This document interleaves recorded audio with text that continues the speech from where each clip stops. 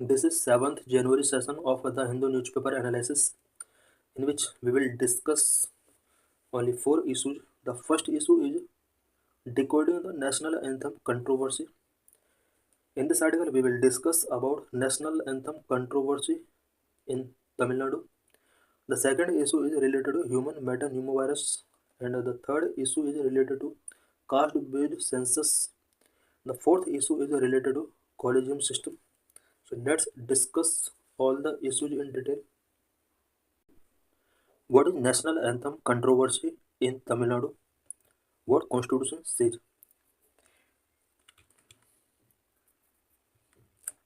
What is issue?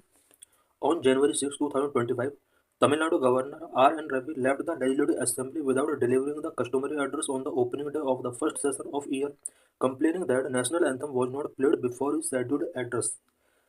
January 6, 2025 को तमिलनाडु के governor R.N. Ravi ने लेजिस्लेटिव असेंबली को विदाउट कस्टमरी एड्रेस लेफ्ट कर दिया, और बिकॉज वहाँ पर फर्स्ट सेशन का ओपनिंग डे था। फर्स्ट सेशन के ओपनिंग डे के ड्यूरिंग गवर्नर के एड्रेस से पहले नेशनल एंथम प्लेड किया जाता है, बट तमिलनाडु के अंदर ऐसा नहीं हुआ। इससे रिलेटेड ये इशू है। लास्ट ईयर ही had refuse to read out his address citing similar reason. Last year भी R.N. रवि ने सिमिलर रीजन को साइट करते हुए इस तरह का उन्होंने कस्टमरी एड्रेस किए बिना लेजिस्लेटिव असेंबली को लेफ्ट कर दिया था। What did the Tamil Nadu Raj Bhavan says? Tamil Nadu Raj Bhavan का इस इशू पर क्या स्टैंड है? The Raj Bhavan has alleged the constitution of Bharat and the national anthem were once again insulted in the Tamil Nadu assembly. Raj Bhavan ने एलिगेशन इम्पोज किया है कि constitution of Bharat and national anthem का तमिलनाडु असेंबली के अंदर यह इंसल्ट किया गया है।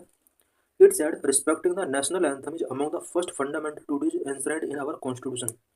राजभवन ने यहाँ पर कहा है कि नेशनल एंथम का रिस्पेक्ट करना हमारे कॉन्स्टिट्यूशन के अंदर फर्स्ट फंडामेंटल ड्यूटी के तौर पर इम्पोज किया गया है। इट इज संग in all the state legislature eight the beginning and the end of governor address. National anthem और स्टेट लेजिस्लेचर के अंदर गवर्नर के एड्रेस के बिफोर एंड एंड में संग किया जाता है। Not signing the anthem is a matter of grave concern. Raj Bhavan का कहना है कि नेशनल एंथम का सिंगिंग ना करना ये ग्रेव कंसर्न का मैटर है। What the defence of the Tamil Nadu government? Tamil Nadu government का इस पर क्या डिफेंस है? इट मीन्स तमिलनाडु गवर्नमेंट का क्या स्टैंड है? As per convention the state anthem Tamil Thai Vazhthu is played at the beginning of the governor's address at the national anthem is played at the end of the address.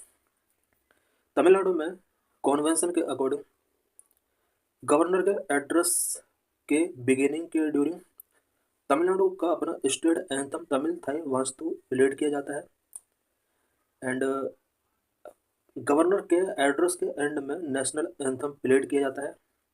ये तमिलनाडु में convention रहा है। The practice of playing the state anthem at commencement of the governor's address and the national anthem at the end of Tamil Nadu assembly was introduced in July 1991 when the AIADMK government lead by Jayalalithaa was in power.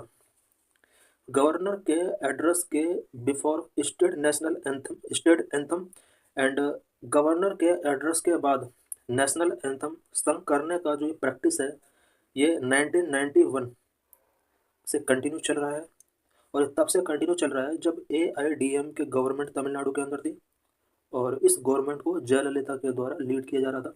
उसी time से ये practice continue Tamil Nadu के अंदर चलता रहा है। At that time Bhishma Narayan Singh was governor. उस time पर भीष्म नारायण सिंह गवर्नर हुआ करते थे। Prior to that the governor would enter the house, deliver the address and leave.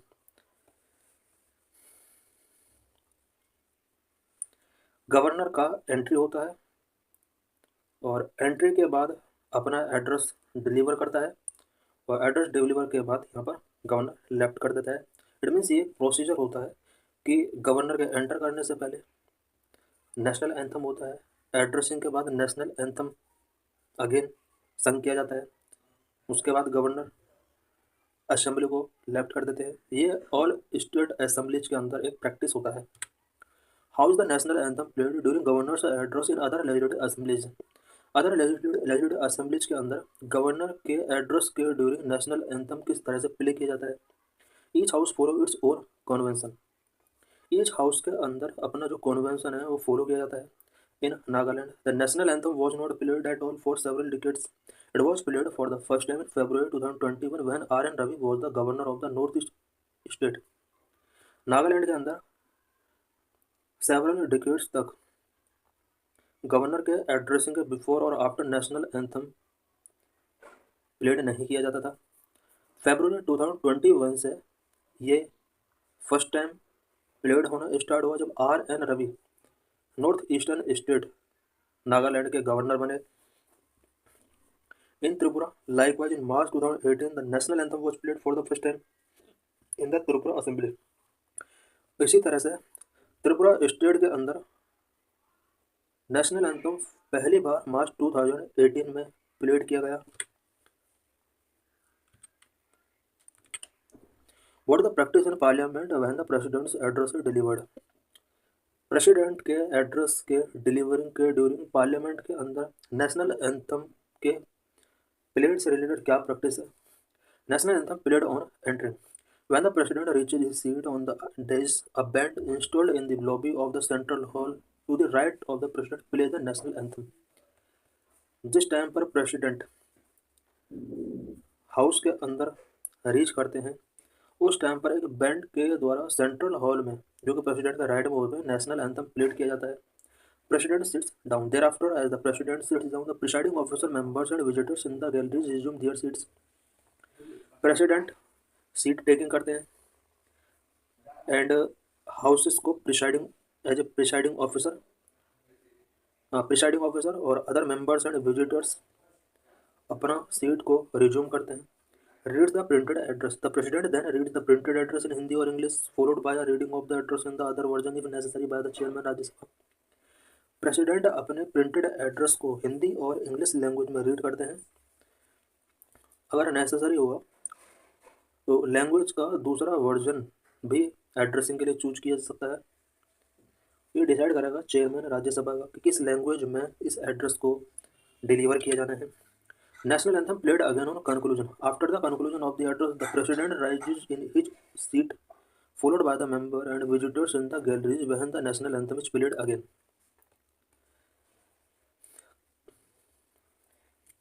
After conclusion it means president के एड्रेस के बाद प्रेसिडेंट अपनी सीट से राइज होते हैं। अदर मेंबर्स विजिटर्स के द्वारा प्रेसिडेंट को फॉलो किया जाता है गैलरी में और नेशनल एंथम प्लेड किया जाता है।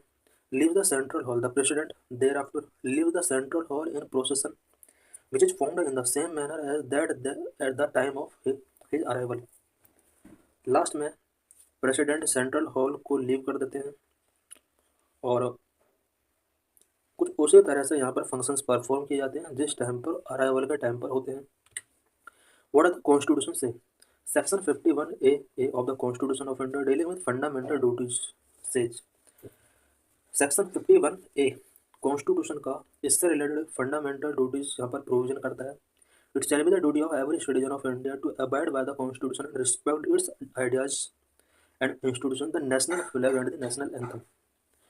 सेक्शन 51A के अंदर एज ए फंडामेंटल ड्यूटी ये मेंशन किया गया है कि एवरी सिटीजन का ड्यूटी होगा कि वो कॉन्स्टिट्यूशन का अबाइड करे, आइडियल्स एंड इंस्टीट्यूशंस का रिस्पेक्ट करे, national flag and national anthem का रिस्पेक्ट करे। According to ministry of home affairs on what occasions national anthem shall be played. Ministry of home affairs के अकॉर्डिंग किन किन occasions पर national anthem played किया जाना चाहिए। The full version of the national anthem shall be played on the following occasions. कुछ occasions होते हैं जहाँ पर नेशनल एंथम प्लेड किया जाना होगा। Number 1 civil and military investitures. Civil and military investitures के ड्यूरिंग नेशनल एंथम प्लेड करना कंपलसरी है। नंबर 2 वह national salute which means the command राष्ट्रीय सैल्यूट। जब भी कोई नेशनल सैल्यूट होता है उस टाइम पर नेशनल एंथम सिंगिंग होना जरूरी है। Salami Shastra. To the accompaniment of the national anthem is given on ceremonial occasions to the president or the governor, lieutenant governor within their respective state union territories. President governor या lieutenant governor का अगर ceremonial occasions है, उनके अपने respective state या UT में national anthem played किया जाएगा। Number 3, during parades irrespective of whether any of the dignitaries refer to in above is president और नोट। किसी भी टाइप का अगर परेड हो रहा है,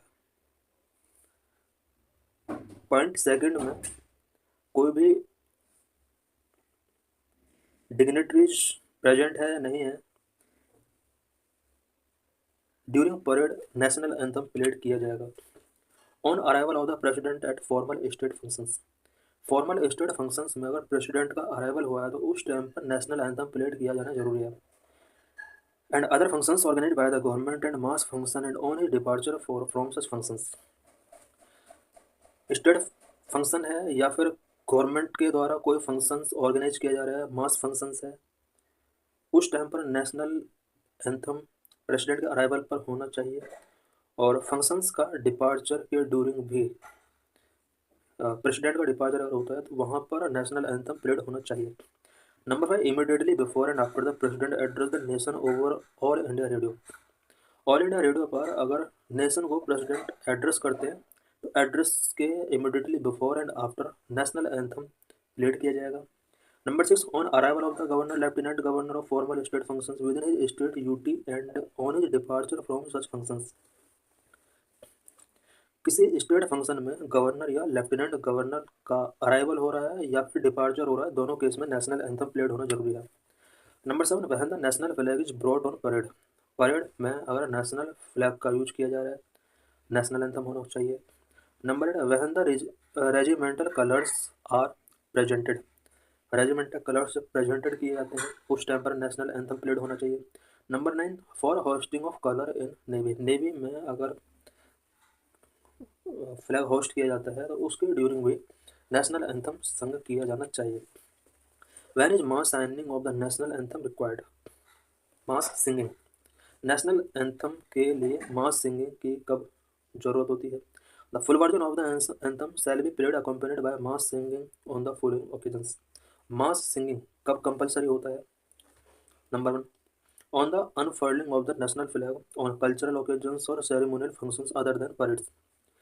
परेड के सिवाय तो कल्चरल और ओकेजन्स होता है, ओकेजन्स होता है, सेरेमोनियल फंक्शंस होते हैं, और नेशनल फ्लैग इस टाइम पर अनफर्लिंग होता है तो इस टाइम पर मास सिंगिंग कंपलसरी है। Number 2, on arrival of president at any government और पब्लिक फंक्शंस, गवर्नमेंट या पब्लिक फंक्शंस में अगर प्रेसिडेंट का अराइवल होता है तो उस टाइम पर मास सिंगिंग होना कंपलसरी है। कैन पनिशमेंट भी impose for not playing national anthem at official function, official function में अगर नेशनल एंथम प्ले नहीं किया जाता है तो क्या इसके अगेंस्ट पनिशमेंट इम्पोज किए जा सकते हैं? On January 29, 2019, the prime minister Tamil Nadu governor and chief minister had participated at the function in Madurai for laying the foundation stone for an AIIMS building. जनवरी 29, 2019 को prime minister Tamil Nadu Tamil Nadu governor and chief minister इन सभी ने मदुरई में एक फंक्शन को participate किया था, और पार्टिसिपेट इसलिए किया था बिकॉज एम्स बिल्डिंग का यहाँ पर फाउंडेशन स्टोन ले किया जाना था। The national anthem as well as Tamil Thai बाजू were not played at this function. Prime minister Tamil Nadu governor and chief minister के अराइवल के ड्यूरिंग तमिलनाडु में ना तो तमिलनाडु स्टेट सॉन्ग यहाँ पर प्लेड किया गया और ना ही यहाँ पर नेशनल एंथम प्लेड किया गया। Objecting to this, a woman named had moved to the Madras High Court seeking a punishment against the Chief Secretary for disobedience in not playing national anthem.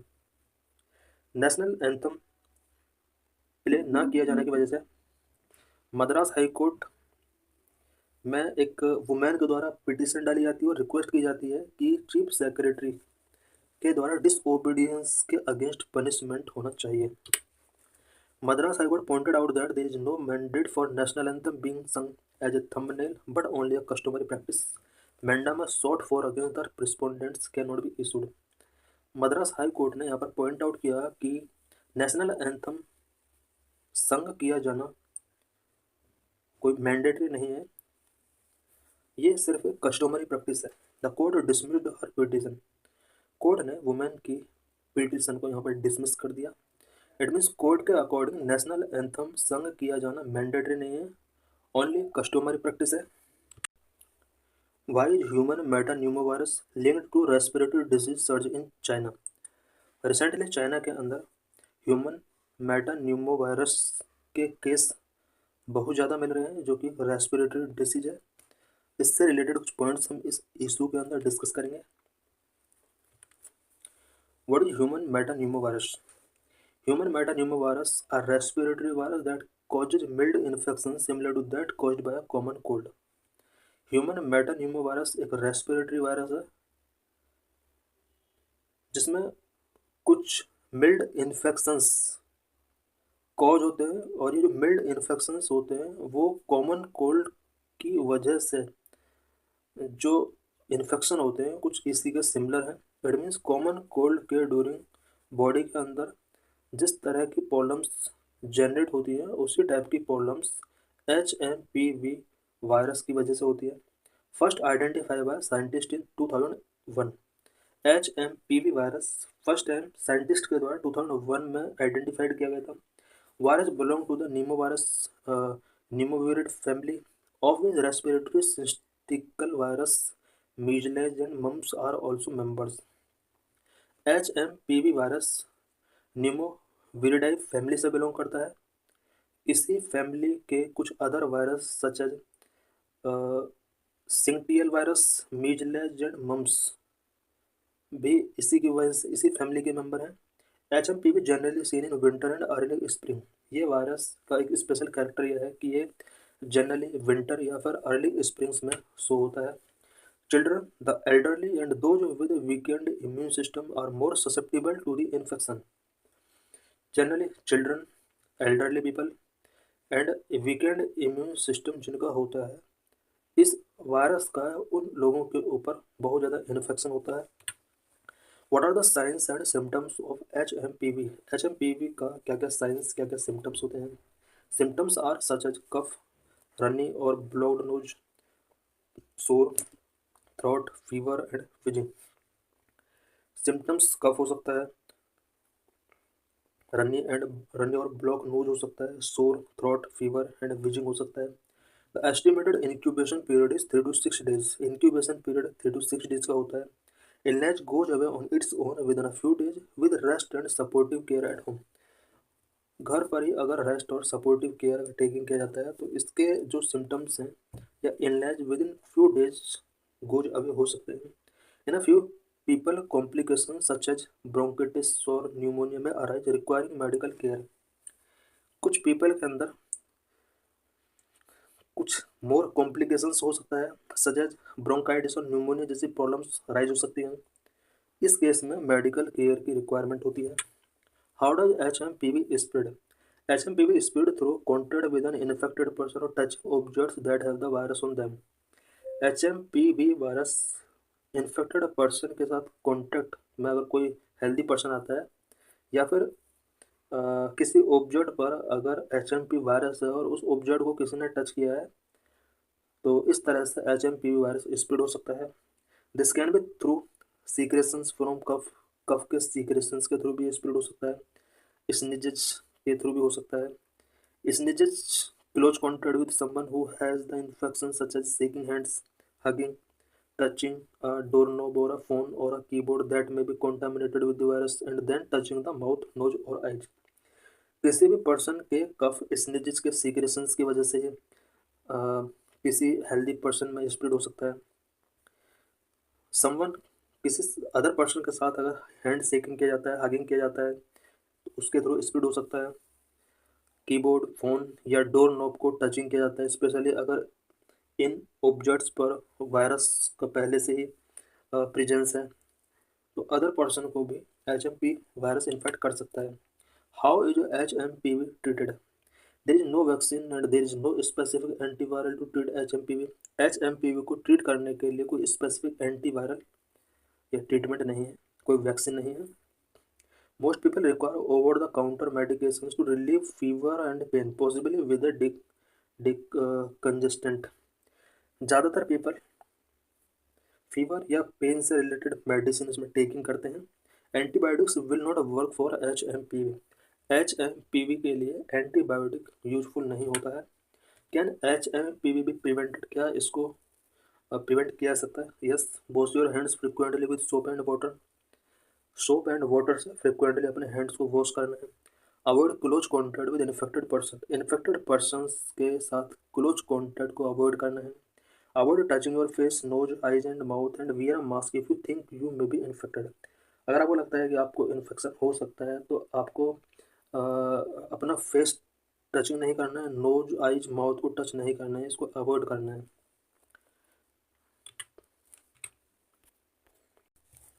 What are various issues and challenges related to caste census in India? India में caste census से related क्या क्या issues हैं, क्या क्या challenges हैं? This article is important for GS paper 1, GS paper 2, GS paper 3, for prelims and for mains. What is issue? In India, caste has been extensively studied both historically and academically to understand its impact on society and the socio-economic challenges faced by various communities. India के अंदर cast के बारे में historically और academically extensive study की जा चुकी है और ये जो स्टडी की गई है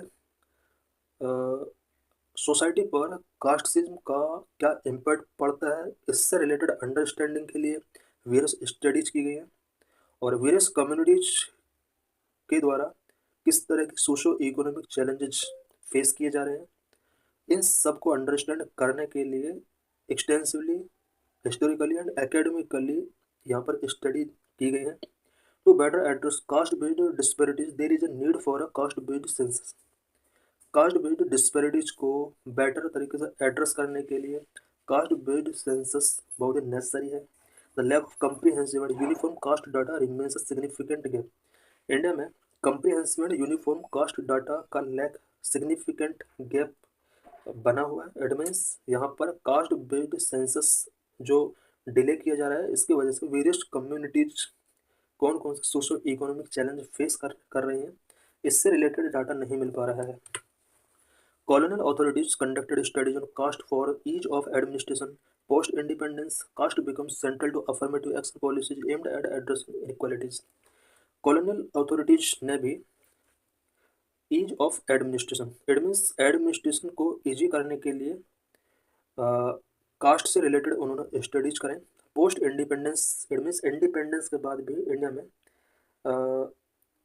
वेरियस पॉलिसीज का अफर्मेटिव एक्शन के लिए कास्ट सेंट्रल पॉइंट बना रहा। इट मीन्स इंडिया के अंदर जितनी भी इंडिपेंडेंस के बाद पॉलिसीज मेकिंग की गई उसमें कास्ट को सेंट्रल पॉइंट के रूप में रखा गया सो दैट इंडिया के अंदर इनइक्वालिटीज को एड्रेस किया जा सके। After the publication of a cast survey in Bihar which found that 63% of Bihar 13 crore population belong to caste listed under the extremely backward classes and other backward classes categories. Bihar में caste based सर्वे कराया गया और इसको publish किया गया। इस पब्लिकेशन में find out हुआ कि बिहार की अबाउट 13 करोड़ पॉपुलेशन में से 63 crore population extremely backward class and other backward class category से बिलोंग करती है। What is census? सेंसस क्या होता है? Origin of census. The origin of the census in India start from colonial exercise of 1881। India के अंदर सेंसस का starting 1881 के कॉलोनियल एक्सरसाइज से स्टार्ट होता है।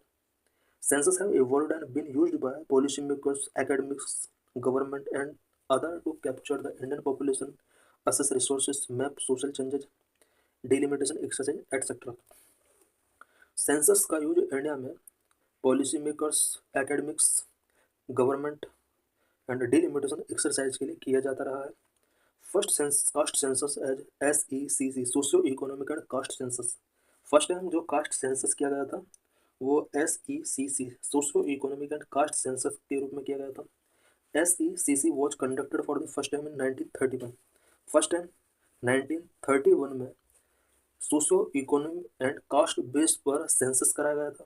इससे पहले 1881 में जो सेंसस कराया गया था कॉलोनियल रूल में वो कास्ट बेस या सोशो इकोनॉमिक बेस पर नहीं था, बट 1931 में पहली बार socio economic and caste base पर सेंसस कराया गया। Difference between SECC and census. The census provides a picture of the Indian population, while the SECC is a tool to identify beneficiaries of the state support. Census ये India की overall population का एक picture provide कराता है, but socio economic caste census जो होता है वो उन बेनिफिशरीज को शो करता है जिन्हें स्टेट सपोर्ट की ज़रूरत है। इट मीन जो socially economically and caste base पर डिप्राइव्ड पीपल है। Census falls under the Census Act of 1948. All data are considered confidential, but all the personal information given in SECC is open for use by government departments to grant and or arrested benefits to household. Census census act 1948 के अंदर belong करता है। इसका जो all data होता है वो confidential रखा जाता है, बट SECC से रिलेटेड इंफॉर्मेशन को ओपन रखा जाता है सो दैट गवर्नमेंट डिपार्टमेंट इन्हें वेरियस गवर्नमेंट ग्रांट गिवन कर सकें और वेरियस बेनिफिट्स इन्हें प्रोवाइड कर सकें। What are 3 broad administrative categories divide for affirmative action. Affirmative action के लिए administrative categories 3 broad administrative categories कौन कौन सी? Schedule caste are those who have historically faced untouchability. Schedule caste वो हैं जिन्हें हिस्टोरिकली अनटचेबिलिटी फेस करना पड़ा है। ST people from the ST are recognised for their social and economic backwardness. आज भी कुछ लोग socially and economically backwardness face कर रहे हैं। इन पीपल को ST कैटेगरीज में रखा जाता है। OBC people of the social and economic disadvantage characterise people from OBC। कुछ पीपल ऐसे हैं जो सोशल एंड इकोनॉमिक डिसएडवांटेज जिन्होंने फेस किया है, इस टाइप के पीपल को OBC कैटेगरी में रखा जाता है। General category while community outside this category आज classified as the general category. SC ST OBC को अगर लेफ्ट करके जो बाकी पॉपुलेशन है उन्हें जनरल कैटेगरीज में काउंट किया जाता है। When was the last caste census conducted in India. India में लास्ट कास्ट सेंसस कब कंडक्ट किया गया था? Cast census of 1931। The last caste census was conducted in the year 1931 and data was published by the British government of the day. Last caste census जो conduct कराया गया था वो 1931 में कराया गया था और ब्रिटिश गवर्नमेंट के द्वारा ये डाटा पब्लिश किया गया था।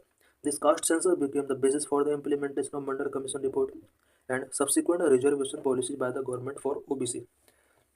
1931 का caste census Mandal commission report को इम्प्लीमेंट करने का बेस बना और OBC के लिए गवर्नमेंट में रिजर्वेशन पॉलिसी फिक्स करने के लिए यही बेस बना। इट मीन्स 1931 का caste census Mandal commission report के इम्प्लीमेंटेशन का बेस बना and Mandal commission report OBC के लिए गवर्नमेंट जॉब में रिजर्वेशन का बेस बना।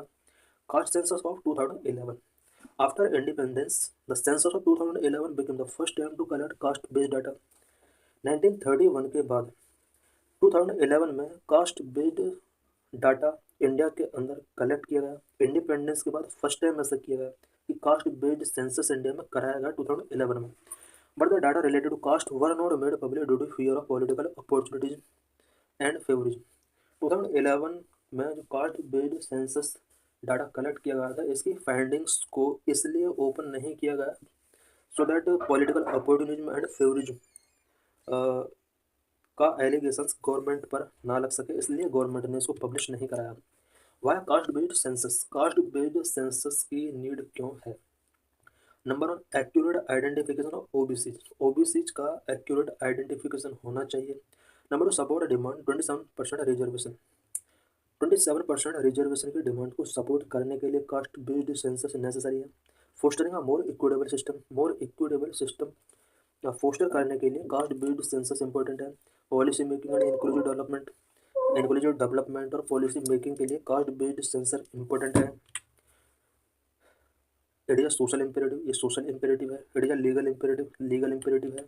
It is administrative imperative, it is moral imperative. Accurate identification of OBC. Caste census is vital for backward caste politics. as it enables accurate identification of OBCs, many of whom lack verifiable data for inclusion. Cast-based census backward caste politics के लिए important है। इसके through OBCs को का accurate identification किया जा सकता है। Number two, support demand 27% reservation. It also support demand to reassess the Supreme Court's 27% reservation cap, reflecting their demographic share. Supreme court का 27% रिजर्वेशन देने का ओबीसी के लिए जो डिमांड है उसको सपोर्ट करने के लिए कास्ट बेस्ड सेंसस इंडिया में नेसेसरी है। पॉपुलेशन में इनका डेमोग्राफिक शेयर क्या है ओबीसीज का, इसको रिफ्लेक्ट करने के लिए कास्ट बेस्ड सेंसस इंपॉर्टेंट है। Fostering a more equitable system, it prevents misuse of benefits by revealing inter community disparities. Fostering a more equitable system, India के अंदर सोसाइटी में मोर इक्विटेबल सिस्टम फोस्टर करने के लिए कास्ट बेस्ड सेंसस इंपॉर्टेंट है। Policy making and inclusive development, the problem of social group that have been historically discriminated against by caste, race, religion, gender, disability etcetera can be resolved only by collecting data group identity wise. India के अंदर कुछ social groups ने बहुत सारे problems face किए हैं historically, उनके साथ caste, race, religion, gender, disability के बेस पर डिस्क्रिमिनेशन किया गया है। इनके प्रॉब्लम को रिजॉल्व करने के लिए identity wise group identity wise data collect करना बहुत जरूरी है। It is important to do caste wise census to policy making and inclusive development of these groups. Socially discriminated group के डेवलपमेंट के लिए caste wise census policy making करने के लिए और इनके इंक्लूसिव डेवलपमेंट के लिए बहुत ही इंपॉर्टेंट है। Caste wise census is also crucial for other 4 reasons. Other 4 reasons की वजह से भी कास्ट वाइज सेंसस बहुत इंपॉर्टेंट है। It is social imperative, caste continues to be a foundational social construct in India. India में social construct का foundational caste ही है। The use of caste surname and caste mark is still a widespread. आज भी India की society के अंदर caste surname, caste mark का यूज किया जाता है। Choices of candidate for elections and ministers for cabinets continue to be dictated by caste considerations. आज भी इलेक्शन में कास्ट के बेस पर कैंडिडेट को चूज किया जाता है, कैबिनेट में मिनिस्टर्स को चूज किया जाता है। It is legal imperative, cast based census legal imperative है। Constitutionally mandated policies of social justice such as reservation in electoral constituencies, education and public employment cannot be implemented effectively without detailed caste-wise data. India के अंदर social justice के लिए mandate की गई कुछ policies जो कि कॉन्स्टिट्यूशनली मैंडेटेड पॉलिसीज हैं, सच एज इलेक्टोरल कॉन्स्टिट्यूएंसीज में रिजर्वेशन, एजुकेशन में रिजर्वेशन, पब्लिक एम्प्लॉयमेंट में रिजर्वेशन को अगर बेटर तरीके से इम्प्लीमेंट करना, इफेक्टिव तरीके से इम्प्लीमेंट करना, तो इसके लिए कास्ट वाइज डाटा होना बहुत जरूरी है। Indian administrative imperative, detailed caste wise data is necessary to avoid correct wrongful inclusions of undeserving caste and exclusion of deserving castes. Caste wise data इसलिए भी इम्पोर्टेंट है बिकॉज कुछ अनडिजर्विंग ग्रुप्स का inclusion reservation में किया जा रहा है और डिजर्विंग कास्ट का एक्सक्लूजन किया जा रहा है। इसको सॉल्व करने के लिए कास्ट वाइज डाटा बहुत जरूरी है। It is also necessary to know few dominant caste in a reserve category crowding out others. ये बहुत ही जरूरी है कि कुछ dominant cast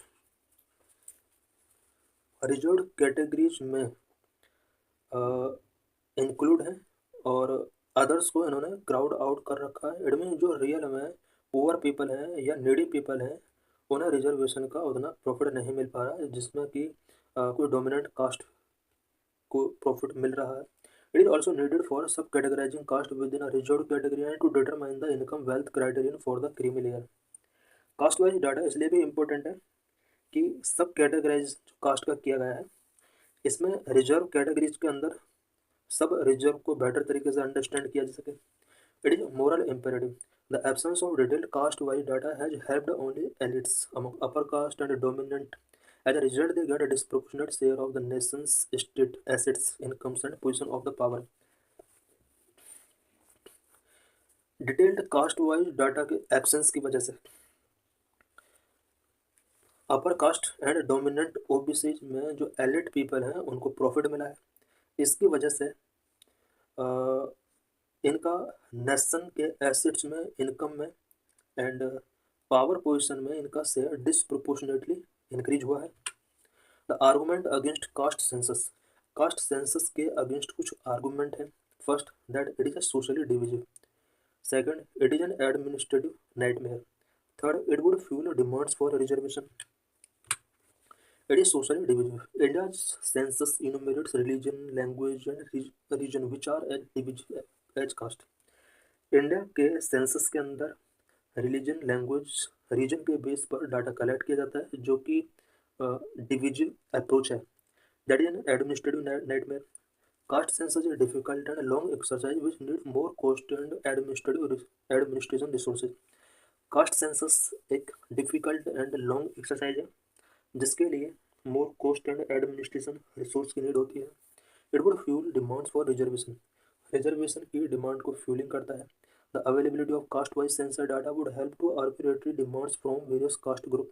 various caste group के द्वारा रिजर्वेशन के लिए आर्बिट्रेटरी डिमांड्स की जाती हैं, सच एज मराठा, पाटीदार्स, जाट्स और other groups.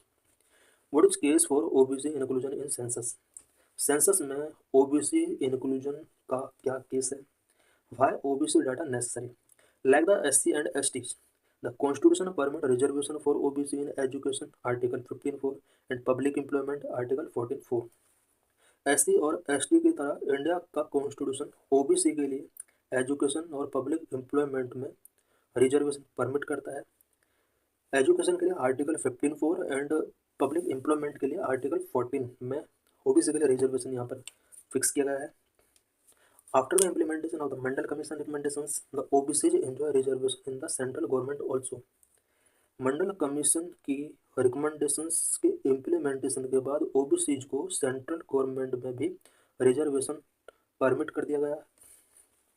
In the Indira Savani case 1992, the Supreme Court ruled that the OBC list based on the 1931 census should be revised periodically.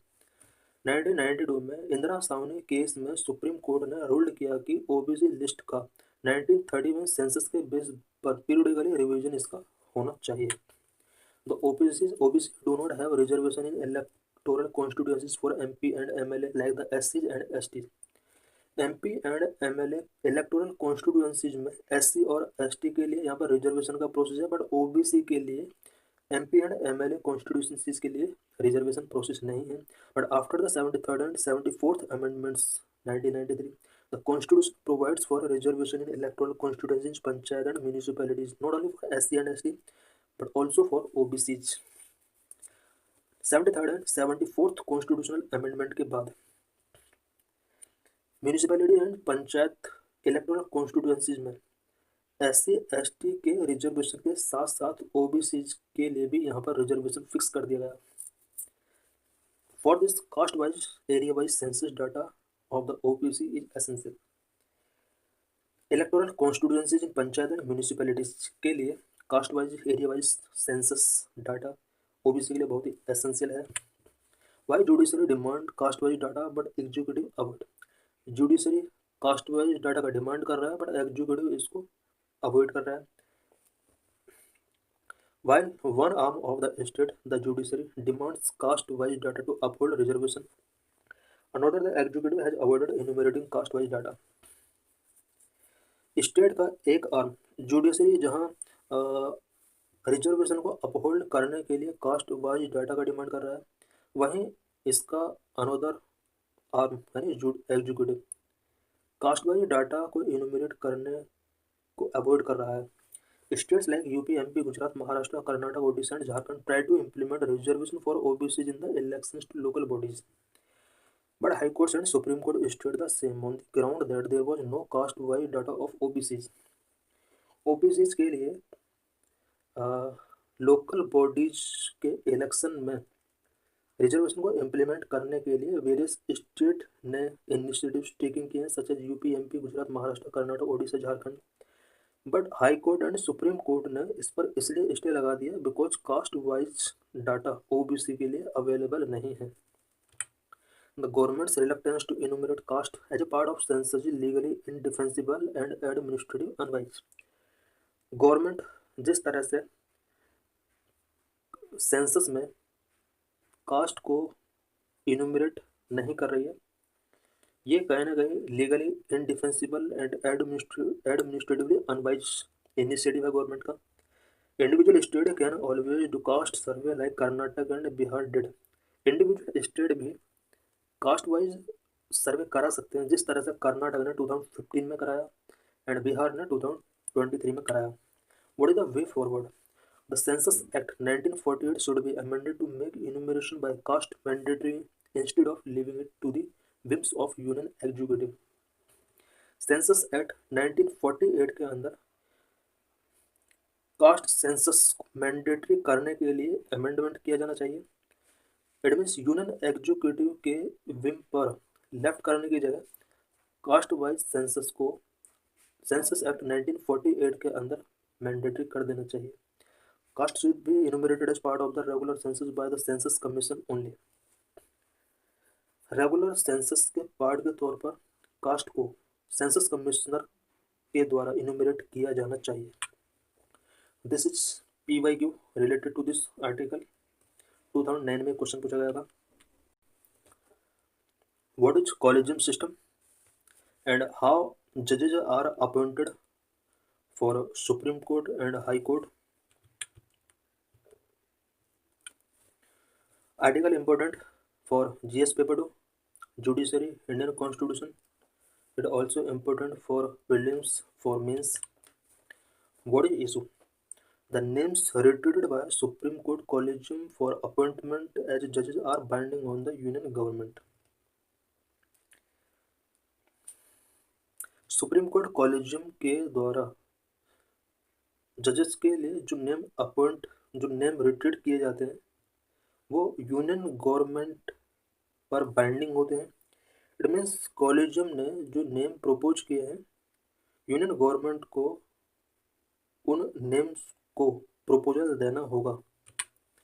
Collegium system for judicial appointments. Judicial appointment के लिए collegium system क्या है? Higher judiciary जजेस are appointed through the collegium system. Higher judiciary जजेस collegium system के through appoint किए जाते हैं. The collegium comprising of the CJI and 4 senior most जजेस of the supreme court decides on appointments, elevations and transfer of जजेस. Collegium system में 5 members होते हैं. 1 member is CJI and 4 other senior most जजेस of the supreme court. इन 5 member के द्वारा collegium बनता है और जजेस के अपॉइंटमेंट, एलिवेशंस एंड ट्रांसफर को कॉलेजियम मेंबर ही डिसाइड करते हैं. In constitution term collegium is not mentioned but has been established through judicial pronouncement. Constitution में कहीं भी कॉलेजियम मेंशन नहीं, बट जुडिशियल प्रोनाउंसमेंट के थ्रू कॉलेजियम सिस्टम को इंडिया में एस्टेब्लिश किया गया है. How did collegium system evolve? Collegium system किस तरह से इवॉल्व हुआ इंडिया में? फर्स्ट जजेस केस 1981 और SP गुप्ता केस. कुछ जजेस केस के थ्रू कॉलेजियम सिस्टम एस्टेब्लिश हुआ. फर्स्ट जजेस केस 1981 का केस है जिसको SP गुप्ता केस के नाम से जाना जाता है. Supreme Court ruled that the recommendations made by the CJI to President can refute for cogent reasons, thereby giving director say to executive. First जजेस केस में सुप्रीम कोर्ट ने कहा कि CJI के द्वारा प्रेसिडेंट के पास जो भी रिकमेंडेशंस मेड किए हैं प्रेसिडेंट उन्हें रिफ्यूज कर सकता है. इट मीन्स इसमें एग्जीक्यूटिव को ग्रेटर पावर दिया गया था. यहाँ पर CJI के रिकमेंडेशंस को प्रेसिडेंट रिफ्यूज कर सकता था. सेकेंड जजेस केस 1993 और supreme court advocates on record association versus union of India case. Second जजेस केस 1993 का केस है. CJI only needs to consult 2 senior most जजेज over judicial appointment and transfers. Judicial appointment and transfers के लिए CJI के लिए ये compulsory कर दिया गया है कि वो 2 सीनियर मोस्ट जजेस के साथ पहले कंसल्ट करेगा. However on objection raised by executive on appointment, collegium may or may not change their recommendation which is binding on executive. Appointment से रिलेटेड अगर एग्जीक्यूटिव ऑब्जेक्शन रेज करता है तो कॉलेजियम उनके रिकमेंडेशंस को यहाँ पर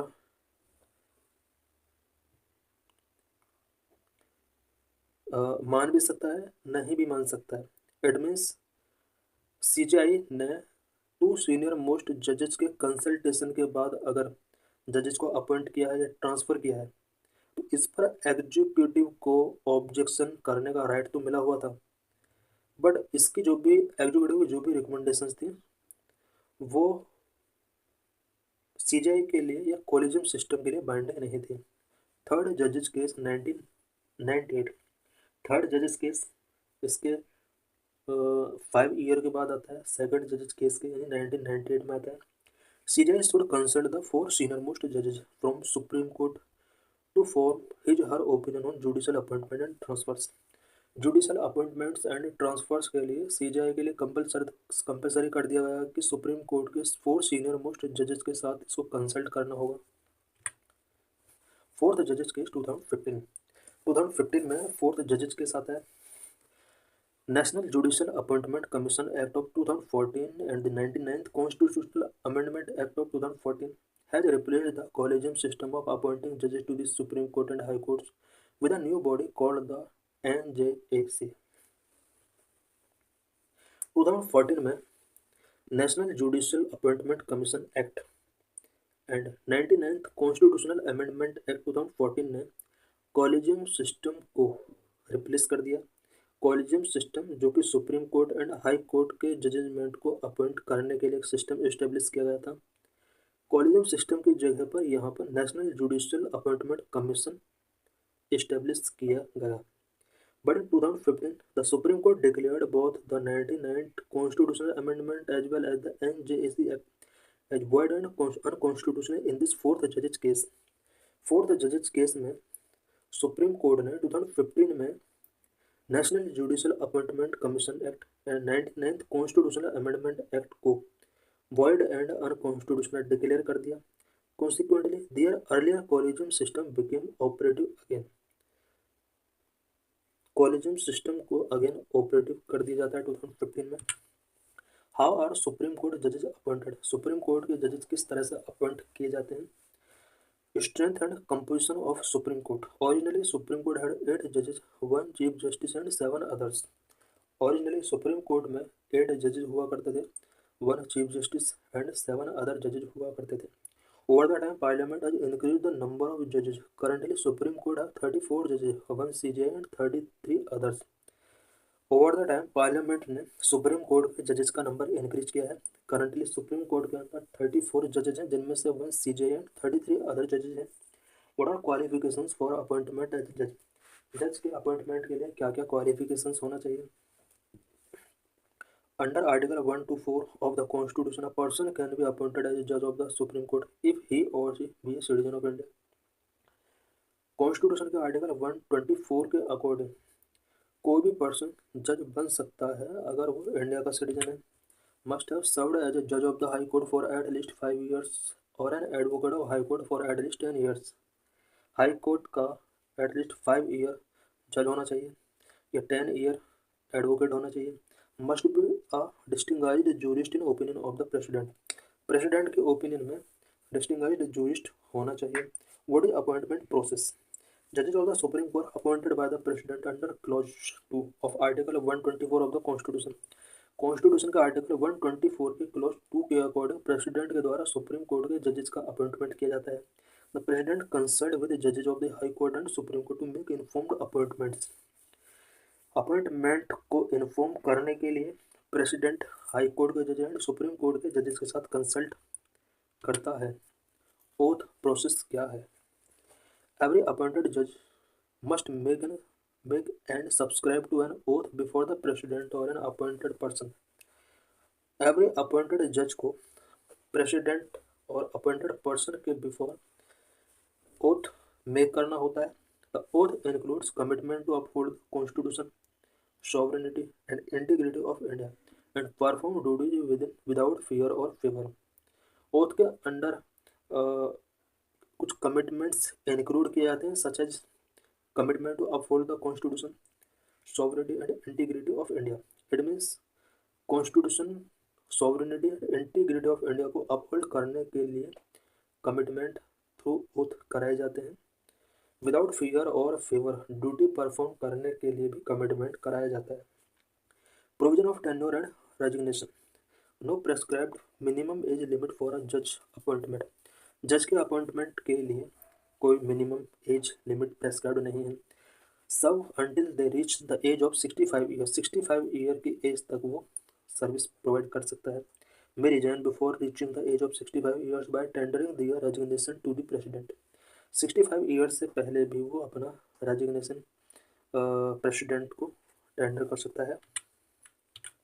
सैलरीज एंड अलाउंसेस ऑफ जजेज of supreme court, supreme court के जजेज को सैलरीज एंड अलाउंस कहाँ से मिलता है? Only parliament determine salaries, allowances, privileges, leave and pension of supreme court जज, सुप्रीम कोर्ट के जजेज का salaries, allowances, provision, privileges, leave and pension से रिलेटेड डिटरमाइन पार्लियामेंट के द्वारा कराए जाते हैं। What are post-retirement restrictions? A judge of Supreme Court after retirement is prohibited from practicing law in any court in India or pleading before any government authority. Supreme court का जज after retirement India के किसी भी court में practice नहीं कर सकता, prohibit किया गया प्रैक्टिस को, और गवर्नमेंट की किसी भी अथॉरिटी के बिफोर प्लीडिंग नहीं कर सकता। But according to article 128, any retired judge of the Supreme Court can be called back to sit and act as a Supreme Court judge by the CJ with the prior permission of the President of India. President की prior permission से chief justice of India supreme court के किसी retired जज को call back कर सकता है। Article 128 के अकॉर्डिंग रिमूवल प्रोसीजर फॉर जजेज of the supreme court, supreme court के जजेस के लिए रिमूवल प्रोसीजर क्या है? Can only be removed from office by an order of the president due to proven misbehavior or incapacity. किसी भी जज के अगेंस्ट अगर मिसबिहेवियर एंड इनकैपेसिटी प्रूवन हो जाती है तो प्रेसिडेंट के ऑर्डर के बाद जज को रिमूव किया जा सकता है। Removal process of supreme court जज require an addressed by each house of parliament supported by special majority, that is majority of the total membership of that house and a majority of not less than 2/3 of the members present and voting. Supreme court के जज के removal के लिए जो process होता है वो parliament के बोथ हाउसेस के द्वारा एड्रेस्ड होना चाहिए। स्पेशल मेजोरिटी के द्वारा इसको सपोर्ट होना चाहिए। Special majority means a majority of total membership of both house and a majority not less than 2/3 of members present and voting। तो पूरा पार्लियामेंट के लिए इसमें एड्रेसिंग होना जरूरी है। किसी भी सुप्रीम कोर्ट के जज को रिमूव करने के लिए पार्लियामेंट की स्पेशल मेजोरिटी की नीड होती है। Special majority only parliament has the authority to regulate the procedure for presenting the address and investigating and providing the misbehaviour or incapacity of a जज, किसी भी जज के अगेंस्ट मिसबिहेवियर एंड इनकैपेसिटी को prove करने के लिए इन्वेस्टिगेटिंग करने का जो प्रोसीजर है उसके लिए सिर्फ पार्लियामेंट के पास अथॉरिटी है। इट मीन्स इन्वेस्टिगेशन प्रोसेस को रेगुलेट सिर्फ पार्लियामेंट ही कर सकती है। This is PYQ related to this article. With reference to Indian judiciary consider following statement. 2021 में क्वेश्चन पूछा गया है, एनी रिटायर्ड जज of the supreme court of India can be called back to sit and act as a supreme court जज by the chief justice of India with the prior permission of president of India. This statement is right. Number 2, a high court in India has the power to review its own judgment as the supreme court does। High court को भी power मिला हुआ है कि वो अपने judgement को review कर सकता है जिस तरह से सुप्रीम कोर्ट के पास पावर है। Statement 2 is also correct, so both statement are correct, so correct answer is C. This is question which was asked in 2017, critically examine the Supreme Court's judgment on National Judicial Appointment Commission Act 2014 with reference to appointment of judges of the High Court, Higher Judiciary in India। India में higher judiciary के जजेस के appointment के reference में supreme court के judgement national judicial appointment commission act से related क्या थे, इससे रिलेटेड ये क्वेश्चन पूछा गया है। So thanks for watching this video.